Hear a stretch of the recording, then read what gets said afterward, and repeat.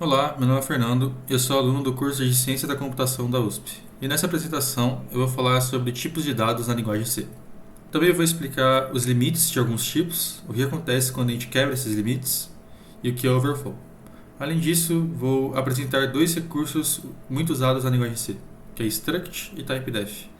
Ok, então por que tipos de dados importam? Em C, toda variável precisa ter um tipo. Esse tipo define como o valor será guardado na memória e quantos bytes ele ocupa. Por exemplo, o int é usado para números inteiros, enquanto o float é usado para números com casas decimais. E esses tipos são guardados de formas diferentes na memória. Além disso, o tipo define quanto espaço ou bytes na memória precisamos alocar para guardar essa informação. Para verificar o tamanho de um tipo, usamos a função sizeof, que a gente vai ver um pouco mais para frente. Agora vamos falar sobre tipos inteiros. O char normalmente ocupa um byte e ele costuma ser usado para caracteres, ou seja, para letras e símbolos, mas também pode representar números pequenos. Um char com sinal geralmente vai de menos 128 até 127. O short normalmente ocupa 2 bytes e guarda valores de aproximadamente menos 32.000 até 32.000. O int é um dos tipos mais usados em C, normalmente ocupa 4 bytes e vai de cerca de menos 2 bilhões até um pouco mais de 2 bilhões. Já o long normalmente ocupa 8 bytes e consegue armazenar números muito maiores. Esses valores são comuns em sistemas modernos, mas podem variar. Por isso, o ideal é confirmar usando a função sizeof. Aqui tem um exemplo de como se usa a função sizeof. Eu estou tentando imprimir um inteiro e esse inteiro vai ser sizeof int. O resultado vai ser 4, por causa que int tem 4 bytes. Também existe o modificador unsigned. Quando eu uso unsigned, o tipo deixa de guardar números negativos e passa a começar do zero, aumentando o limite positivo.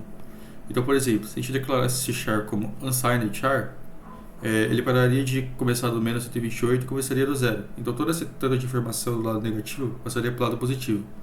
E o char conseguiria comportar no máximo 255. Para números com casas decimais, usamos tipos como float, double e long double. O float geralmente ocupa 4 bytes e tem uma precisão de aproximadamente 6 a 7 dígitos. O double geralmente ocupa 8 bytes e tem uma precisão maior, de aproximadamente 15 a 16 dígitos. O long double tem mais precisão ainda, mas o tanto de bytes que ele ocupa depende do sistema. Um ponto importante é que esses tipos guardam aproximações, isso que significa que nem sempre o número decimal é armazenado exatamente como a gente escreveu.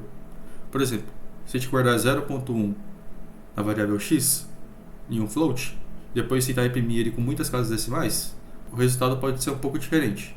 Isso acontece porque o computador representa os números em binário e não em decimal, e nem todo número decimal tem uma representação exata em binário. Seguindo agora para overflow. Overflow acontece quando o valor passa do limite que aquele tipo consegue armazenar. Um exemplo é um unsigned char que a gente comentou anteriormente. Ele geralmente vai de 0 até 255. Se eu tenho um unsigned char com valor 255 e sou 1, como aqui no exemplo, o valor passa do limite e por isso ele pode voltar para zero. É como se o valor desse uma volta. Mas em tipos com sinal, como int, a situação é mais perigosa. Se o int está no seu maior valor possível e somamos 1, isso causa comportamento indefinido em C. Comportamento indefinido significa que o programa pode funcionar de forma inesperada, ou seja, pode sair um número aleatório desse y aqui, depois que a gente soma 1 no limite. Por isso é bem importante escolher o tipo de variável e tomar cuidado com operações que podem ultrapassar os limites. Agora vamos falar sobre struct. Uma struct serve para agrupar vários dados relacionados dentro de uma mesma estrutura. Por exemplo, um aluno pode ter nome, idade e média. Essas três informações pertencem ao mesmo aluno, então faz sentido a gente agrupar elas.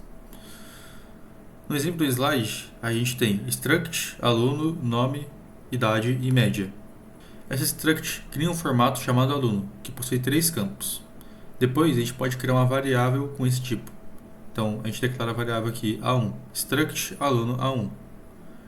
E depois a gente pode acessar cada um dos campos do aluno com um ponto.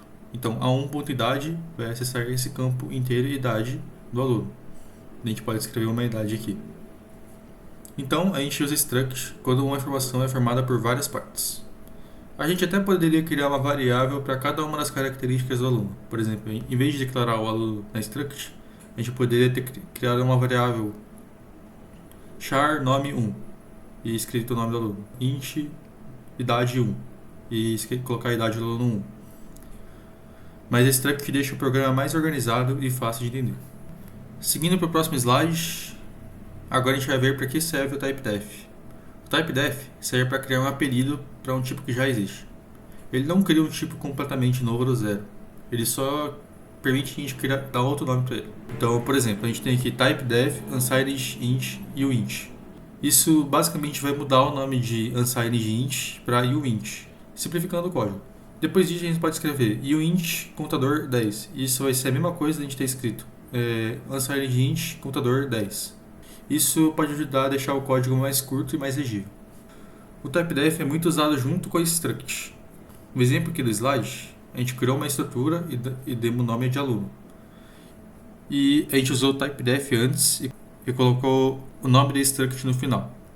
O que isso faz é que basicamente a gente não precisa mais escrever struct aluno. A gente só escreve aluno A1. O que pode ser mais intuitivo ou simplificar o código e deixar mais fácil de entender. Para finalizar, os tipos de dados em C definem o tipo de valor que uma variável pode guardar, o espaço que ela ocupa na memória e seus limites. Devemos escolher o tipo de acordo com o valor esperado. Também é importante conferir os limites usando a função size e of. Precisamos tomar cuidado com o overflow, principalmente quando fazemos operações com valores próximos ao limite. Além disso, vimos que struct serve para agrupar vários valores relacionados e typedef serve para criar nomes mais simples para tipos já existentes. Entender bem os tipos de dados ajuda a escrever programas mais seguros, eficientes e previsíveis em C. Obrigado por assistir.